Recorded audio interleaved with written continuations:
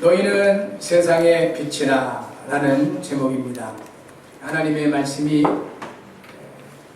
약속으로 임하시는 귀한 축복이 있기를 바랍니다. 하나님은 창조자이십니다. 말씀으로 창조를 하셨습니다. 하나님께서 말씀으로 창조하시기 이전의 상태를 창세기 1장 2절에 기록하고 있습니다. 땅이 혼돈하고 공허하며 흑암이 깊음 위에 있고 하나님의 영은 수면 위에 운행하셨다 하셨습니다. 혼돈과 공허, 흑암, 이것은 하나님의 말씀이 임하기 이전에 모든 영적 상태를 말하기도 합니다.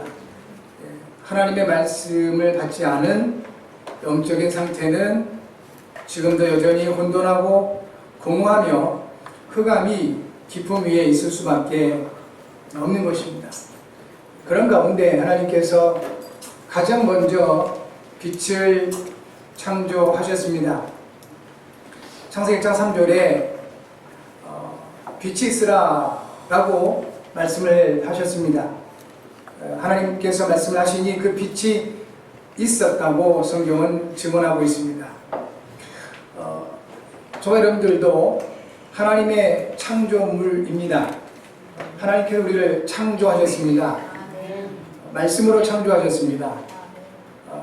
그 하나님께서 창조하심을 모르거나 하나님의 말씀을 받지 못한 영혼이라면 지금도 여전히 혼돈하고 공허하고 흑암이 있을 수밖에 없습니다. 우리에게 하나님께서 말씀으로 역사하고 계십니다. 우리가 하나님의 말씀을 받으면 혼돈이 질서로 바뀝니다. 그리고 공허가 채움으로 바뀌는 것입니다. 흑암이 빛으로 바뀌게 됩니다. 말씀 받는 하나님의 사람들은 이제 뭔가 우선순위가 나오게 되는 겁니다. 예수님께서도 마태복음 6장 33절에 너희는 먼저 그의 나라와 그의 의를 구하라 하셨습니다. 마태복음 5장에서는요 먼저 형제와 사과하고 예배해라. 그리고 마태복음 7장에서는 먼저 내 눈에 있는 들보를 빼고 다른 사람의 눈에 있는 티를 빼라. 이렇게 먼저 할 것을 말씀해 주셨습니다. 이 먼저 할 것과 나중에 할 것, 중요하게 여길 것과 덜 중요하게 여길 것, 이것을 모르게 되면 혼돈한 겁니다. 하나님의 말씀이 임하게 되면 이 부분이 정리가 되는 것입니다. 먼저 할 것과 나중에 할 것이 분명해집니다. 중요하게 여길 것과 덜 중요하게 여길 것이 명확해지는 것입니다. 그리고 하나님의 말씀이 임하면 이제 비워진 우리 영혼 가운데, 우리의 마음 가운데, 우리의 생각 가운데, 그리고 우리의 삶 가운데 하나하나 채워지는 것이 있는 것입니다. 빌립보서 4장 19절에 나의 하나님이 그리스도 예수 안에서 영광 가운데 너희 그 풍성한 대로 너희 모든 쓸 것을 채우시리라 하셨습니다. 채우시는 하나님이십니다. 하나님의 말씀이 없는 심령은 세상의 것을 많이 가지고 있는 것 같은데 채워지지가 않습니다. 왜냐하면 내 것이 아니기 때문에 그렇습니다. 손으로 물을 아무리 많이 쥐어본들 다 새나갑니다. 복음 없는 사람들이 세상의 것을 많이 쥐어본들 내 것 같은데 결국은 다 새나가는 것입니다. 그래서 불신자가 하는 얘기잖아요. 공수래 공수거라. 결국은 빈손으로 왔다가 빈손으로 가는 것이 우리 인생이라는 겁니다. 내 것이 없다는 겁니다. 그런데 하나님의 말씀이 우리 가운데 임하면 내 것이 생겨요. 하나님의 생명이 나의 것이 되고 하나님의 언약이 나의 것이 되고 하나님이 준비하신 미래, 그 천국이 나의 것이 되는 것입니다. 채워집니다. 말씀 받은 여러분들에게 이 같은 은혜가 있게 될 줄 믿습니다. 그리고 하나님의 말씀을 받게 되면 어둠이 물러가고 빛이 일어나게 되어 있습니다. 어둠을 이길 수 있는 것은 단 한 가지밖에 없습니다. 돈으로도 어둠을 이길 수 없습니다. 실력으로도 어둠을 이길 수 없습니다. 이 어둠을 뭔가 굉장한 능력으로도 이길 수 없습니다. 어둠을 이길 수 있는 것은 빛밖에 없습니다. 우리 하나님께서 이 세상에 빛으로 오셨다고 말씀하셨습니다. 요한복음 8장 12절에 나는 세상의 빛으로다 하셨습니다. 그 예수님께서 말씀이 육신이 되어 오신 분이십니다. 그러면 우리가 하나님의 말씀을 받게 되면 우리 안에 빛이 들어오게 되고 우리 안에 먼저 자리 잡고 있었던 이 어둠, 흑암은 물러갈 수밖에 없다는 것입니다. 많은 사람들이 매우 불안해하고 두려워하고 근심과 걱정에 잡혀 있습니다. 우리가 볼 때는 전혀 두려울 것도 아니고 근심할 것도 없는 사람 같은데 그렇게 잡혀 있습니다. 그게 영적인 어둠인 것입니다. 우리에게 우울할 때가 없겠습니까? 있죠. 당연히 우울할 때가 있습니다. 그런데 그 우울에 잡혀버리는 상태를 우울증이라고 그러죠. 우리에게 어찌 근심과 걱정이 없겠습니까? 그러나 그 근심과 걱정이 완전히 사로잡혀버리면 그것이 병으로 나타납니다. 집착증으로 나타나게 돼요. 그게 바로 영적인 어둠이다 하는 것입니다. 빛이 들어오면, 하나님의 말씀이 들어오면 그 어둠은 물러가게 되어 있는 것입니다. 이것이 하나님께서 우리에게 말씀으로 역사하시는 은혜고 증거이고 축복입니다. 하나님께서 모든 창조물을 다스리도록 사람을 창조하셨습니다. 그 창조 첫 번째가 바로 빛이다. 의미가 있습니다. 하나님은 절대로 세상이 그리고 구원받은 하나님의 자녀들 불신자랄지라도 어둠에 빠져서 두려워하고 무서워하고 근심하고 걱정하고 그렇게 살기를 원치 않으시는 겁니다. 하나님은 모든 사람들이 또 세상이 밝음 속에 더 밝게 살기를 원하시는 겁니다. 그래서 가장 먼저 빛을 창조하신 것입니다. 그리고 말씀으로 하나하나 모든 것을 창조하셔서 이제 세상을 이루시고 그리고 가장 마지막에 하나님께서 이 모든 것을 다스리도록 사람을 창조해 주셨습니다. 하나님은 사람을 하나님의 형상으로 창조하셨습니다. 유일하게 하나님과 소통할 수 있는 존재로 창조하신 것입니다. 그리고 하나님은 사람에게 복을 주셨습니다. 그러므로 하나님께서 모든 사람에게 원하시는 것이 하나 있다면 하나님과 함께하면서 행복하게 사는 것입니다. 일 잘하기를 원하지 않으십니다.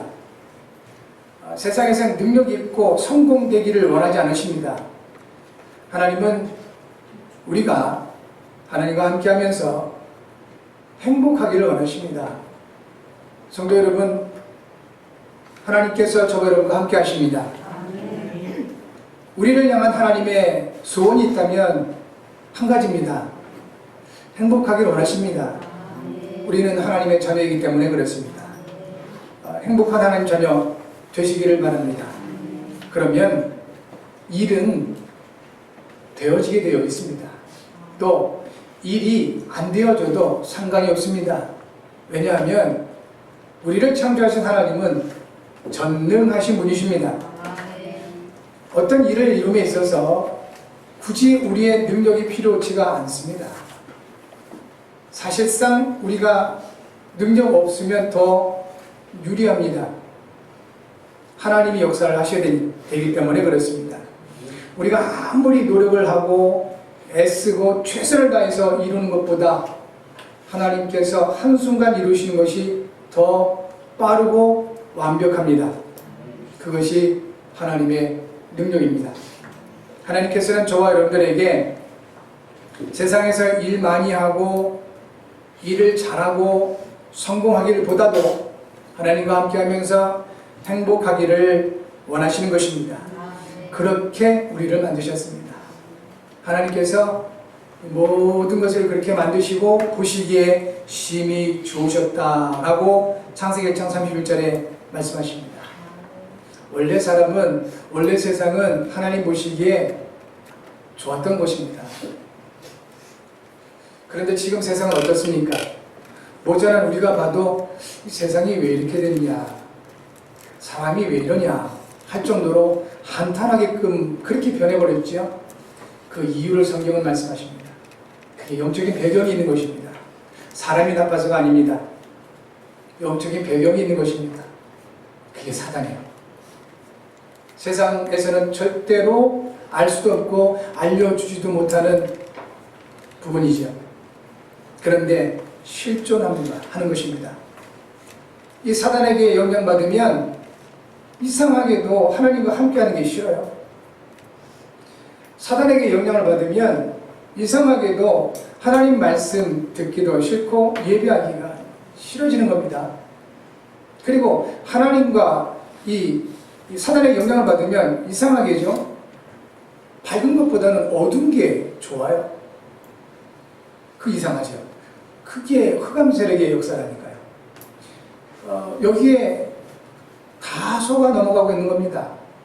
많은 사람들이 문화라는 것으로, 전통이라는 것으로, 또 관습이라는 것으로 인해서 많이 속고 있습니다. 다 그렇게 하는 건데 왜 그렇게 그리스도인들은 유별나게 말을 하냐라고까지 얘기를 합니다. 다 그렇게 산다고 합니다. 에베소서 2장 1절부터 3절에 분명히 말씀하십니다. 세상 풍조, 전통, 풍습을 따라서 역사하는 본질상 진노형이 있다는 것입니다. 고린도후서 4장 4절에 이 세상 신이 있다고 성경은 말씀하십니다. 우리는 예수님을 그리스도로 믿고 영접한 사람들인 것입니다. 우리는 하나님의 자녀가 되었습니다. 살아계신 하나님께서 함께하는 사람들인 것입니다. 단지 세상을 좀 불신자보다 잘 살기 위해서 예수 믿는 게 아닙니다. 단지 우리가 세상 불신자들보다 더 앞서가기 위해서 예배하는 것이 아닌 것입니다. 절대로 세상에서는 해결할 수 없는 문제, 절대로 누구도 해결할 수 없는 문제가 분명히 있는 겁니다. 그게 사단의 일이요, 그것이 죄의 문제인 것입니다. 하나님 떠난 이 문제는 누구도 해결할 수 없습니다. 무엇으로도 해결할 수 없는 것입니다. 이 문제는 세상에 있는 것으로 해결할 수 없습니다. 그래서 하나님께서 우리에게 주신 것이 있습니다. 하나님이 세상을 이처럼 사랑하사 독생자를 주셨으니 이는 그를 믿는 자마다 멸망하지 않고 영생을 얻게 하려 하심이라 했습니다. 마귀에 의해서 죄가 일어났고 결국 하나님 떠난 이 사건은 세상의 것을 해결할 수 없기에 하나님이 주신 것이 있다는 겁니다. 하나님이 주신 것으로만 해결 가능합니다. 그것이 바로 독생자 예수 그리스도이신 것입니다. 우리 예수님께서 그리스도로 이 땅에 오셔서 십자가에 피 흘리심으로 말미암아 죄 문제 해결하셨습니다. 죽으시고 3일 만에 부활하셔서 마귀의 모든 사망 권세 완전하게 멸해버리셨습니다. 승천하셔서 하나님 보좌에 앉으신 증거로 믿는 자에게 성령을 보내셔서 하나님 만나는 길을 완전하게 열어주셨습니다. 그리스도께서 세상의 빛으로 오셨습니다. 요한복음 1장 1절부터 4절에 태초에 말씀이 계시니라. 이 말씀이 하나님과 함께 하셨으니 이 말씀은 곧 하나님이시니라. 그가 태초에 하나님과 함께 계셨고 만물이 그로 말미암아 지은 바 되었으니 지은 것이 하나도 그가 없이는 된 것이 없느니라. 그 안에는 생명이 있었으니 이 생명은 사람들의 빛이라 했습니다. 말씀이 곧 하나님이시라고 하십니다. 하나님이 사람이 되어 오신 것입니다. 하나님의 사람이 되어 오신 그리스도, 이분이 바로 생명이요 빛이라 하십니다. 요한복음 8장 12절에 예수께서 직접 말씀해 주셨습니다. 나는 세상의 빛이니 나를 따르는 자는 어둠에 다니지 아니하고 생명의 빛을 얻으리라 하셨습니다. 예수님 그리스도를 믿고 영접한 사람들이 이 자리에 모였습니다. 여러분 그리스도신 예수님 어디 계십니까? 여러분과 함께 하심이 분명합니까? 그러면 예수님이 말씀하신 대로 여러분에게는 생명의 빛이 와 있습니다. 생명의 빛을 얻으리라 하셨습니다. 우리 안에 생명의 빛이 와 있습니다. 그래서 예배가 힘이 되는 겁니다. 생명의 빛이 와 있기 때문에 우리에게는 예배할 때 그것이 축복이 되는 것입니다. 예배할 때 하늘의 평안이 임하게 되는 것입니다. 불신자들을 이 자리에 데려다 놓으면 굉장히 힘들어합니다. 왜냐? 빛이 없는 상태에서 예배하라고 그러면 예배가 안 돼요. 사단에게 잡혀있는 영혼들이 일단 거부하는 것이 뭐냐면 예배를 거부합니다. 여러분 참고하셔야 됩니다. 우리도 늘 영적 상태가 좋을 수는 없습니다. 우리 몸이 건강하다가도 어느 날 병이 걸릴 수도 있듯이 우리의 영혼도 하나님의 은혜로 늘 건강하다가도 더 중요한 하나님의 계획이 있을 때 간혹 힘 빠질 때가 있습니다. 그럴 때 가장 우리가 먼저 오는 것이 예배하기 싫어요. 말씀 받기 싫습니다. 점검 잘 하셔야 됩니다. 그럴 때 믿음이 필요한 것입니다. 그럴 때 믿음이 필요한 것이에요. 그래서 그 영적인 사실을 알고 이것이 사단의 역사구나 확인하고 실은 그 마음을 이겨내고 우리가 예배에 나올 때 예배를 드리기 싫도록 역사는 사단의 세력은 그 다음에는 역사를 못합니다. 무슨 말인지 아시겠죠? 근데 거기에 자꾸 넘어가면 일생 거기에 넘어지는 겁니다. 그 자리에서 또 넘어지고 그 자리에서 또 넘어지고 믿음으로 승리하시기 바랍니다. 아멘. 하나님 주시는 은혜가 필요하고 하나님 주시는 힘이 필요할 것입니다. 분명한 것은 예수님께서 빛으로 우리와 함께 하신다는 것입니다. 그리스도께서 사람에게 있었던 근본 문제를 십자가를 통해서 완전하게 해결해 주셨습니다. 인생의 답이 되셔야 됩니다. 내가 다 이루었다. 아무것도 문제가 안 됩니다. 우리에게는 사소한 것 하나하나도 다 문제가 될 겁니다. 사람의 모습, 내 감정, 환경, 어떤 것도 다 문제가 될 수 있습니다. 그러나 예수님 말씀하셨습니다. 문제 아니다. 다 이루었다. 여러분, 내가 그리스도와 함께 십자가에 못 박혀 죽었습니다. 이제는 내가 사는 것이 아니요 내 안에 그리스도께서 사십니다. 그것이 그리스도인들이에요. 내 감정 매이지 마셔야 됩니다. 나의 현실 묶이지 마셔야 됩니다. 나의 환경 거기에 눌리지 않으셔야 됩니다. 그렇게만 살면 불신자요. 우리는 그리스도인인 것입니다. 내가 사는 것이 아니라 내 안에 그리스도께서 사는 사람들인 것입니다. 그러면 예수님 말씀하신 이 말씀 다 이루었다. 무슨 의미인지 알게 될 겁니다. 그리고 그때 비로소 이 요한복음 19장 30절 말씀이 내 인생의 답이 될 것입니다. 절대로 사단이 건드리지 못합니다. 이제 절대로 사단이 건드릴 수 없는 여러분 모두가 되어질 줄 믿습니다. 아멘. 다 이루셨다 하셨습니다. 언제나 기준인 그 말씀이 있어야 됩니다. 예수님을 그리스도로 믿고 영접하여 구원받은 그리스도인들이 누려야 할 진정한 응답과 축복과 그리고 증거가 있습니다. 오늘 마태복음 5장 14절부터 16절까지를 통해서 그리스도인들로서 진정으로 누려야 할 응답 그리고 증거 찾아내셔야 되겠습니다. 첫 번째, 그리스도 안에 있는 구원받은 성도는 세상의 빛입니다. 예수님 말씀하여 주셨습니다. 너희는 세상의 빛이라. 우리의 교육 수준이나 인격이나 배경에 의한 것이 아닙니다. 세상의 빛으로 오신 그리스도께서 함께 하시기 때문에 우리는 세상의 빛으로 서게 된 것입니다. 예수님께서 마태복음 4장에서 갈릴리 지역에 가심으로 제자들을 부르셨습니다. 많은 훈련을 한 상태가 아닙니다. 제자들이 많은 영적 지식을 가지고 있었던 것도 아닙니다. 부르신 지 얼마 안 돼서 바로 그들에게 예수님 말씀하시기를 너희는 세상의 빛이다 라고 말씀하셨습니다. 그렇다면 여러분 분명하게 결론을 내셔야 됩니다. 우리가 많은 것을 배워서 뭔가 하는 게 아닙니다.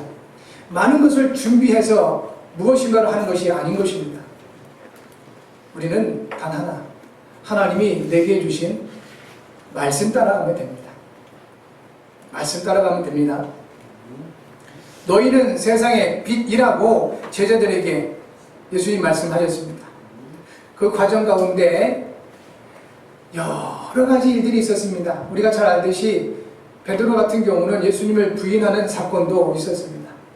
갈릴리로 돌아가서 물고기 잡고 그렇게 포기된 인생의 모습을 보이기도 했었습니다. 그러나 어떻습니까? 결국은 베드로의 수준대로 된 것이 아니라 그러한 베드로에게 주신 예수님의 말씀대로 베드로의 인생은 세상의 빛으로 세워졌습니다. 그래서 다시 한번 우리는 확인해야 됩니다.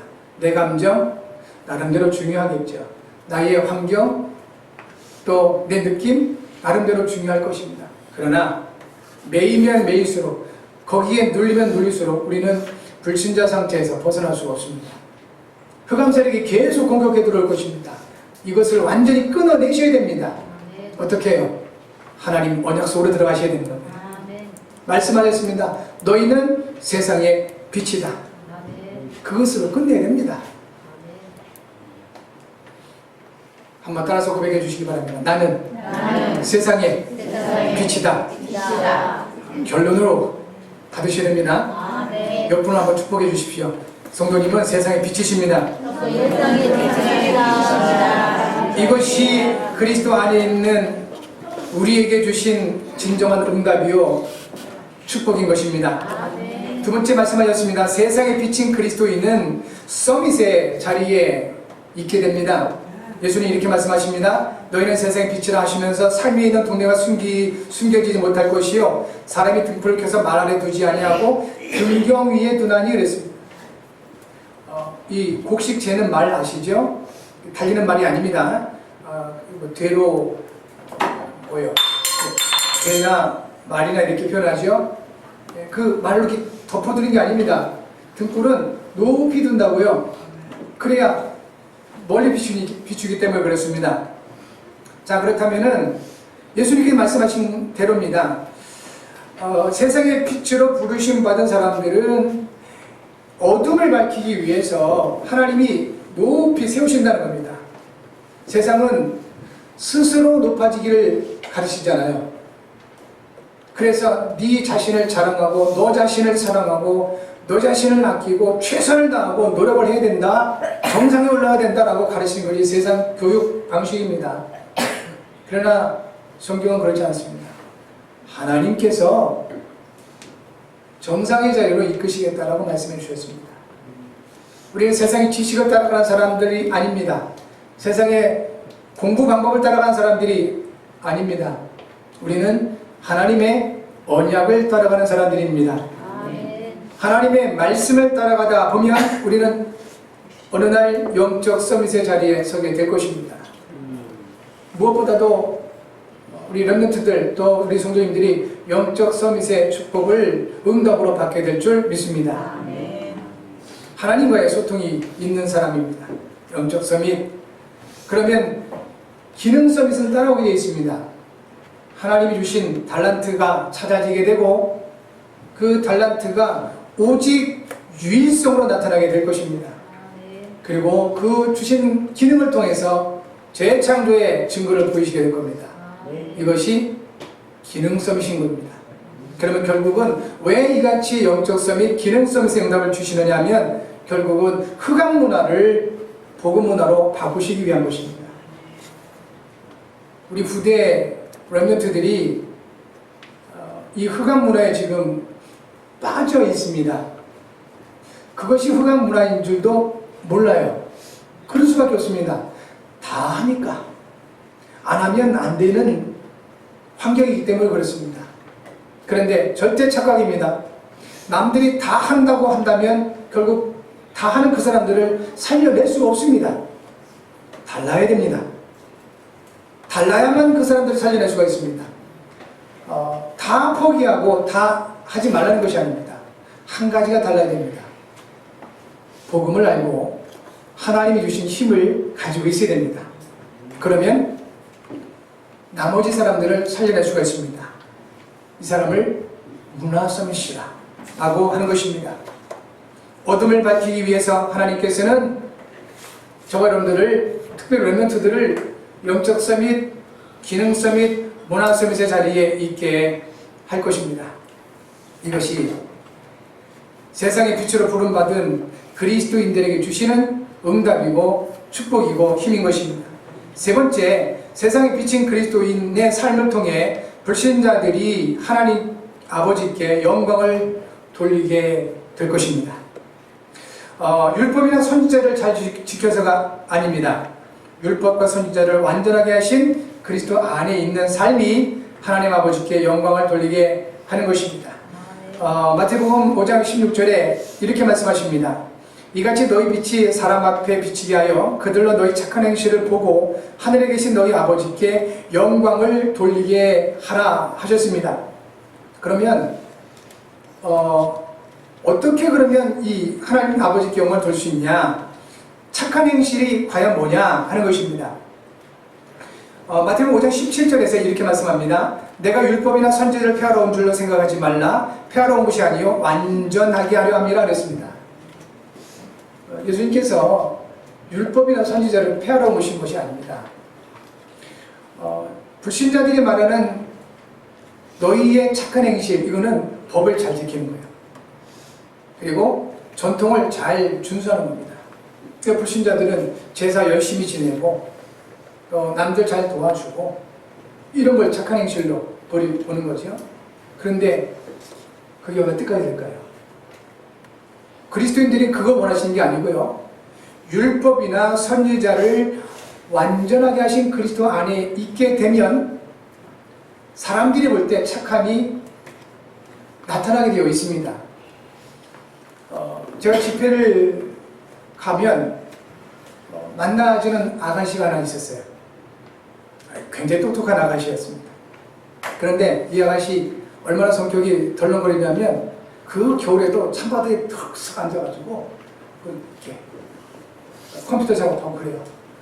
그러니까 좀 안쓰러워서 올라와 앉으라고 그래도 괜찮습니다 하고 그 차가운 바닥에 앉아있어요. 근데 어느 날 이 아가씨가 찬바닥에 안 앉아요.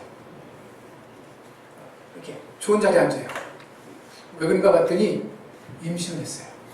이제 이 아가씨 결혼을 하고 임신한 거야. 그러니까 더 이상 찬바닥에 안 앉고 좋은 자리에 이렇게 앉아요. 조심조심. 그 덜렁거리는 아가씨가 조심스럽게 움직여요. 왜 그럴까요? 뱃속에 있는 아기 때문에 그랬습니다. 여러분, 예수님이 그리스도이십니다. 모든 문제 해결하셨습니다. 지금 저와 여러분과 함께 하십니다. 그 사실이 확인된다면 함부로 할 수 없습니다. 나와 그리스도께서 함께 하신다는 사실이 확인되기만 하더라도 어디 함부로 불신자들과 욕하고 멱살 잡고 싸우고 타락한 행동을 할 수 있겠습니까? 못하죠. 그거 잊어먹으니까 그렇게 할 수밖에 없는 거예요. 그 덜렁거리는 아가씨가 자기 속에 있는 생명 때문에 조심하고 행동도 바뀌었던 것처럼 내 안에 그리스도께서 함께 하심이 확인될 수 있다면 사람들이 그렇게 원하는 착함이 나온다고요. 또 정말로 우리가 전도 대상자를 마음에 품고 기도하는 사람은 함부로 할 수 없습니다. 나는 편하게 행동하고 그렇게 살고 싶지만 내가 지금 마음에 품고 기도하는 그 영혼 때문에 내 마음대로 내 생각대로 못한다고요. 그래서 바울이 그 고백을 한 겁니다. 무엇을 먹든지 그리스도 안에서는 가하다. 그러나 혹 믿음이 연약한 형제를 위해서라면 나는 일평생 고기 안 먹을 수 있다. 그렇게까지 표현하는 겁니다. 이유가 뭐죠? 그 한 영혼의 구원을 위해서 생명 가진 사람이라면 바뀌어요. 성도 여러분, 만왕의 왕 되신 그리스도께서 여러분과 함께 하십니다. 세상에 있는 법을 지키려고 애쓸 필요 없습니다. 전통을 지키려고 몸부림칠 필요가 없습니다. 그 모든 것을 완전하게 이루신 그리스도 안에 있으시면 됩니다. 그리고 영혼 구원을 위해서 기도해 보시기 바랍니다. 그러면 내 힘으로는 변화되지 않는 나의 삶이 변화되기 시작할 것입니다. 그래서 어느 날 저와 여러분들을 알고 있는 불신자들이 저와 여러분들 보고 정말 하나님 살아 계시는구나 라고 인정하고 하나님께 영광 돌리게 된다는 것입니다. 하나님의 은혜입니다. 성도 여러분, 놓치지 마시고요. 하나님께서 우리에게 주신 진정한 응답과 축복 누리셔야 되겠습니다. 우리는 세상의 빛입니다. 하나님께 우리를 그리스도인들 저와 여러분들을 서밋의 자리에 서게 하실 것입니다. 그리고 우리와 함께 하시는 그리스도로 말미암아 또 내게 주신 구원받을 한 영혼 때문에 하나님 우리의 모든 삶을 변화시키게 될 것입니다. 세상의 빛으로 오셔서 함께 하시는 그리스도를 누리는 기도의 시간을 꼭 가지셔야 되겠습니다. 그래서 정말 복음 때문에 여러분과 함께 하신 그리스도 때문에 행복한 성도인들 되시기 바라고, 그리스도 때문에 행복한 우리 렘넌트들 되어지기를 주의 이름으로 축복합니다. 기도 제목 같이 하겠습니다. 하나님 아버지, 세상의 빛이신 그리스도께서 항상 나와 함께 하심을 감사합니다. 그리스도께서 내 인생의 주인이 되심을 감사합니다. 세상을 살리는 빛의 사명을 감당하게 하소서. 이를 위해 성령으로 충만하게 하소서. 그리스도의 신 예수님의 이름으로 기도합니다. 아멘. 기도하겠습니다. 1분만 기도하겠습니다. 하나님